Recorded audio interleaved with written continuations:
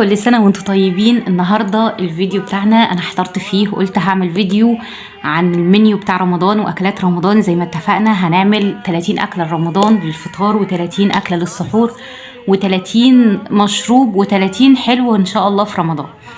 فبعد ما جبت الورقة والقلم وخلاص هنبدأ نعمل المنيو، فكرت طب وليه ما نعملش منيو لحاجات تانية؟ يعني احنا قلنا هنعمل منيو اكلات، طب ليه ما نعملش منيو عبادات؟ طب ليه ما نعملش جدول كده نمشي عليه طول رمضان؟ طب ليه ما نعملش جدول لقراءة القرآن؟ طب ليه ما نعملش جدول للأذكار؟ طب ليه ما نمشيش كل يوم بخطة في رمضان؟ كل يوم خطة نصحى من النوم نعملها لحد ما ننام، خطة تناسب كل واحد على حسب وقته وعلى حسب إمكانياته. يعني عايزين كل يوم في رمضان يبقى لينا كده جدول هنعمله. هنعمل مثلا من بداية أول ما نصحى من الفجر هنعمل كذا، بعد كده هنعمل كذا، بعد كده هنعمل كذا، وهكذا. نعمل جدول لكل اللي هنعمله في اليوم، يعني جدول الأكل والشرب والعبادات وقراءة القرآن والحكاوي اللي هنحكيها لولادنا في رمضان وقعدتنا مع ولادنا، وجدول للوقت اللي احنا فاضيين فيه كمان في رمضان. احنا عملنا حسابنا نريح نفسنا في رمضان ويبقى عندنا وقت فراغ كتير، مهما كان في دراسة وفي واجبات وفي حاجات هننظم نفسنا ويبقى عندنا وقت فاضي نحكي فيه مع ولادنا عن رمضان وفايدة رمضان واللي هنعمله في رمضان. مهما كنا مزنوقين في رمضان ان شاء الله هيعدي علينا رمضان السنة دي مختلف. انا عارفه ان في ناس كتير بيقلقوا من دخول رمضان ويقولوا احنا خايفين رمضان يعدي علينا واحنا مش عاملين اللي علينا. زي كل سنه ممكن يعدي علينا رمضان كده واحنا قلقانين ومتوترين ومش عارفين نعدي رمضان صح زي ما بنقول. عارفين ايه اللي بيخلينا نحس الاحساس ده؟ اللي بيخلينا نحس الاحساس ده الشيطان اللي دايما يقلقنا من كل حاجة احنا بنعملها صح. الشيطان اللي دايما يدخل في عبادتنا وحاجتنا والحاجات اللي احنا بنحاول نقرب فيها من ربنا. الشيطان بيحاول يبين لنا ان كل حاجة احنا بنعملها مش قد كده، يعني مهما عملتي برضو مش هتبقي ده المطلوب، مهما عملتي مش هتوصلي لمستوى مثلا صاحبتك، مهما عملتي مش هتوصلي للناس اللي بيخلصوا كام ختمة في القرآن من القرآن في رمضان. يعني الشيطان بيحاول يشككك في كل حاجة في اللي انت بتعمليه، يحاول يشككك في قدراتك، يحاول يشككك في العبادات اللي انت بتعمليها، يحاول يشككك كمان في اللي انت بتعمليه لاولادك. يعني دايما يحاول ان انت تشغلي نفسك دايما بالتفكير ان انا مقصره وانا مش قد المسؤوليه وانا مش قد ان انا اعمل وانا مش قد ايه. فده كله شغل الشيطان. فنستعيذ بالله من الشيطان الرجيم كده ونعرف ان شاء الله احنا بذكائنا وبشطارتنا وبقدراتنا مهما كانت محدوده ان شاء الله هيعدي علينا رمضان مختلف واحنا عاملين فيه كل اللي احنا عايزينه. رمضان المختلف بيكون مختلف في احساسنا وفي حياتنا وفي روحنا. عايزين رمضان السنه دي كده ندخله واحنا قده واحنا عارفين هنعمل ايه واحنا مخططين واحنا ان شاء الله الوقت بتاعنا مكفي ويفيد ان شاء الله. رمضان السنه دي خدنا عهد على نفسنا ان احنا مش هنفتح فيه التلفزيون، مش هنتفرج فيه على الحاجات اللي بتضيع رمضان. دي حاجه ممكن تبان بسيطه وممكن تقولي ايه يعني وانا اتفرج ولا هعمل ولا كده، مش لا دي حاجه كبيره على فكره. الشيطان اللي ممكن يخليكي تحس انها حاجه بسيطه، خدي دي اول خطوه من استعدادك لرمضان. رمضان السنه دي هقرا فيه القران بس مش هعمل كام ختمه زي ما الناس بيقولوا، لا ده انا هقرا فيه القران بتدبر وخشوع. يعني هيعدي لو قريت صفحه احسن ما اقرا جزء اي كلام. يعني بقرا تأدية اوامر وخلاص انا مش حاسه انا بقرا ايه، انما تقري صفحه كده بتدبر كده والايه اللي انت مش فاهماها تدوري على معناها، ايه المقصود من الايه دي، ايه اللي فيها، تحسي كده ان كل كلمه انت بتقريها حاسه بيها. ده هيجي من ايه؟ ان احنا نبدا من دلوقتي على ما يجي رمضان هتحسي انك في خشوع وفي تدبر وفي كل عباداتك. عشان كده بنقول نزرع في رجب وشعبان عشان ان شاء الله نحصد في رمضان. لو ما قريتيش بخشوع وتدبر من دلوقتي في رمضان هتيجي تلاقي نفسك مش عارفه تعملي حاجه وكل حاجه بتعدي منك كده ومن تحت ايدك كده على الفاضي، وكل حاجه وكل يوم يعدي زي التاني وتقولي هبدا من يوم اللي بعده واليوم اللي بعده زي كل رمضان وخلاص. فاحنا عايزين من دلوقتي كده نعود نفسنا على قراءه القران بتدبر. اقري كل يوم 3 آيات، ما بقولكيش اقري جزء ولا اقري كتير ولا ارهقي نفسك، 3 ايات بس بتدبر كده وشوفي معناهم وشوفي الحاجات اللي انت مش فاهماها ودوري على معناها. دلوقتي مفيش حاجه مش موجوده، يعني انت مش فاهمه حاجه هتفهميها من النت، كل حاجه موجوده. مفيش حجه لحد انه يقول انا مش فاهمه اللي انا بقراه، اصلا انا بقرا كده ومش عارفه القراءه دي صحيحه ولا لا، اصل انا بنطق القران على قدي كده مش نطق صح، اصل انا ما حفظتش من وانا صغيره.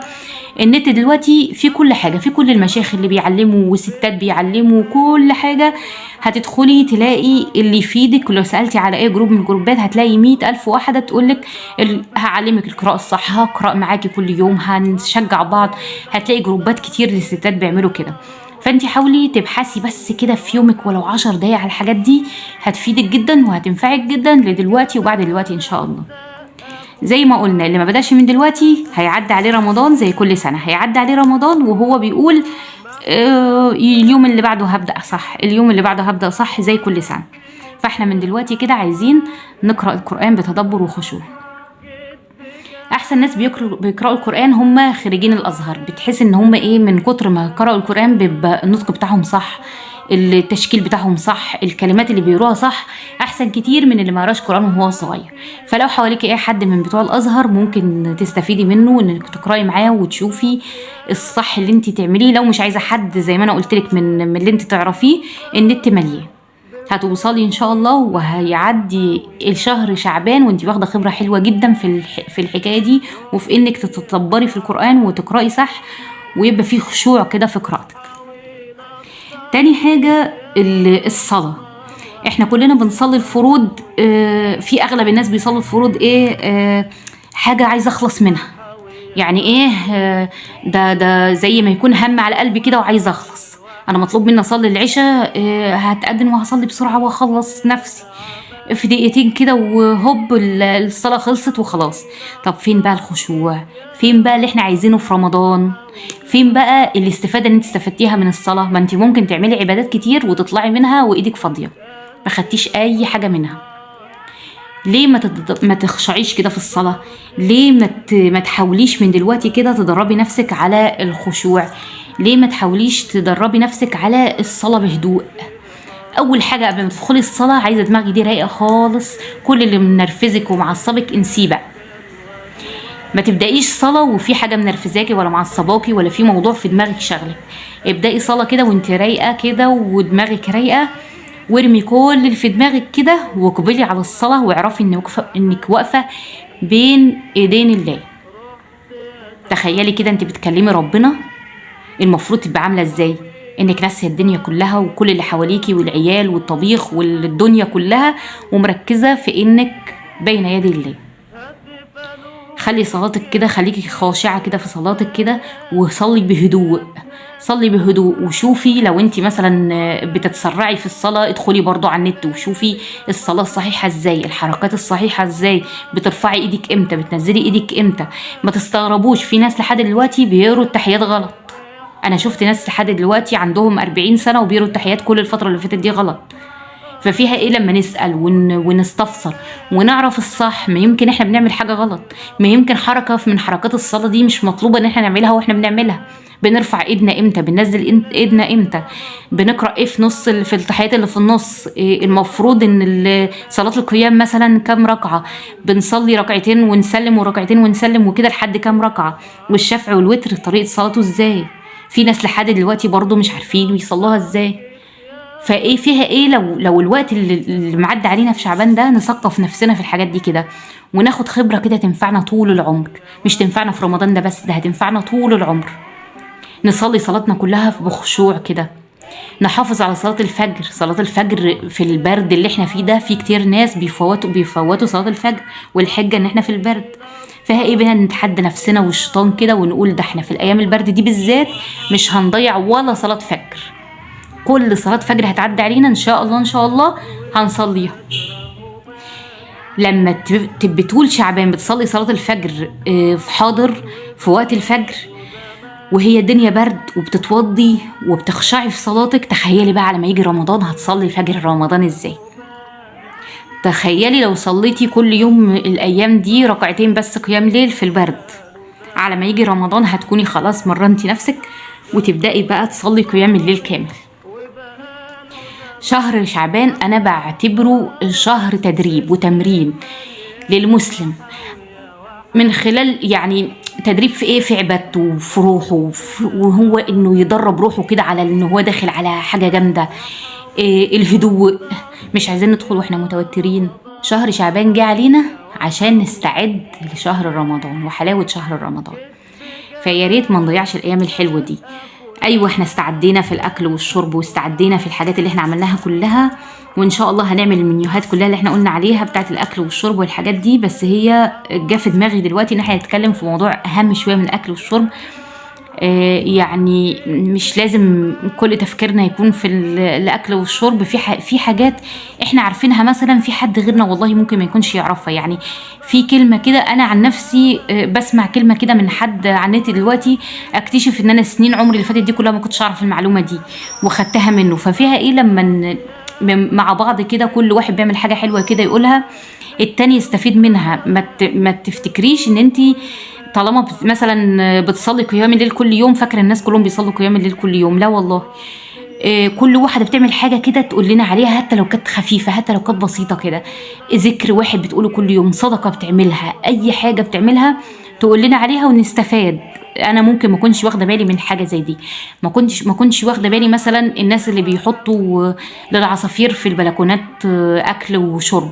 دي حاجه كنتش واخده بالي منها نهائي لحد ما بدات اشوف الناس عاملين كده، يعني بيحطوا طبق اكل وطبق ميه للعصافير يشربوا منها. حسيت انها صدقه جامده وصدقه حلوه. ليه ما نعملش حاجه خفيفه زي دي؟ يعني انت ممكن تكوني بتعملي حاجه فاكراها انها حاجه بسيطه وتفيد غيرك وتعملها زيك وتاخدي حسنات ان حد استفاد منك وعمل زيك. فياريت ما نبخلش على بعض بمعلومات حتى لو بسيطه. ان شاء الله عايزين دخولنا رمضان السنه دي باذن الله يكون صح، ندخل رمضان صح، مش متوترين، مش زعلانين، مش كسلانين. يكون رمضان علينا كده ان شاء الله شهر بركه وفرحه وشهر نور ان شاء الله. اللهم امين. اللهم بلغنا رمضان واحنا في اتم صحه وافضل حال. اللهم امين. انا عارفه ان انا بكرر كتير في الكلام اللي انا بقوله، بقول كتير ان احنا نهتم بالعبادات، وبقول كتير ان احنا نهتم بالخشوع والحاجات دي كلها. بس انا بقول يمكن واحده بس تستفاد كده وتسمع كلمه كده تدخل قلبها وتستفاد منها. دي بالنسبه لي عندي بالدنيا وما فيها. يعني لو واحده خدت منك اي معلومه، لو انت كتبت لي دلوقتي في التعليقات مثلا حاجه حلوه انت بتعمليها وحد استفاد منها، تخيلي يوم القيامه هتشوفي حسناتك عامله ازاي. فنقول ونعيد في الحاجه الحلوه كتير عشان ان شاء الله ان شاء الله ربنا يرزقنا حسنات كل اللي يسمعها وينفذها ويعملها ان شاء الله. قلنا رجب وشعبان شهر الزرع، ورمضان بنحصد فيه بقى اللي احنا زرعناه.